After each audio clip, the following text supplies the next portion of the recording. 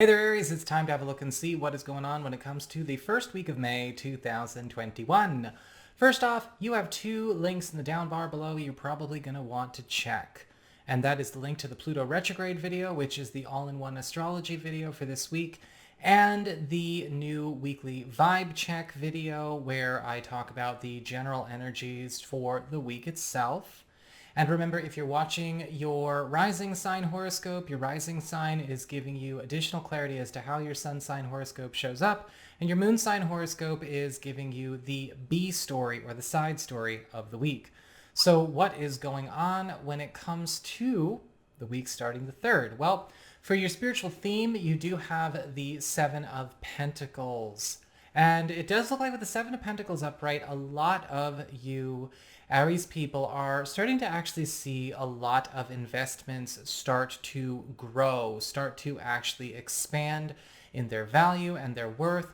And it's not just about financial investments or work investments, though that definitely does apply here. This is basically you actually seeing everything that you've been pouring your blood, sweat, and tears into start to show itself for what its potential is.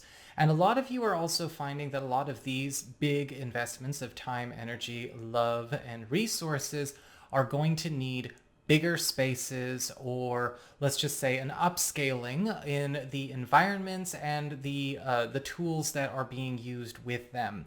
So this is also going to be a big upscaling week for a lot of you Aries people. A lot of seeds you planted have outgrown the little terracotta pots that you started your crops in. As we get on to your material shifts when it comes to your work, your job, your finances, you have the Six of Swords upright, and a lot of you are also finding that this week, well, speaking of moving on to new environments, that is on the menu for a lot of you, especially when it comes to matters where you are getting clued into positions, jobs, or maybe even just projects or spaces that are going to allow for you to move ahead or get ahead faster in your work or in a financial priority, and also start maybe even engaging with either new people or new ways to apply your skills in your field. Now, this can indicate, yes, a lot of moves and transfer opportunities as well for those of you looking to make physical moves. This can apply to the home life, but even things where we are doing so internally in the workforce, or maybe even finding a really good new job, just maybe an extra 10 minutes out of our commute bubble, all of these things are being put on the table. There is going to be a need, though, for you to be okay with trusting in the unfamiliar. A lot of you are also going to be connecting with people that you have not worked with before, or crowds that you've not been used to moving in. As we get on to your communications with friends, relatives, other people in your life, you have the Queen of Cups. And upright, the Queen of Cups is offering you something out of the goodness of their own heart. Somebody who is actually coming to see something through for you that ultimately they're not asking for anything in return with. Now, whether this is providing you with some kind of gift, this is a handoff, or possibly something that they are offering to do as a proxy of you, something in your stead, something that they want to actually help bring to a happy fruition for you, be prepared to, of course, do a bit of an energy exchange to show your love, because this is a purely selfless act and they're not asking for it, but it would be a nice thing to do. As we get on to your challenge this week, well, you do have the Seven of Cups upright. And interestingly enough, the message I'm getting is catching up to your own growth, catching up to the station that everything is evolving to. The Seven of Cups is warning against any kind of interaction or communication style that is too vague, or perhaps depends on the listener or the reader to read between the lines for you, or vice versa, you for them. Because the Seven of Cups is demanding and commanding coherence and clarity of communication and intentions.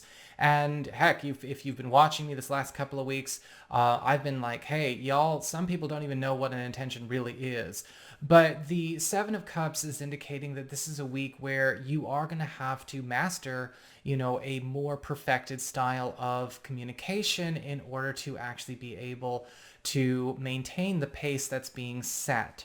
As we get on to your relationships with love, romance, and partnerships, you do have the Six of Pentacles upright, and something that either was not able to come to be, or or maybe something that nobody was able to actually experience, or start having, or an opportunity that was not available before is now available.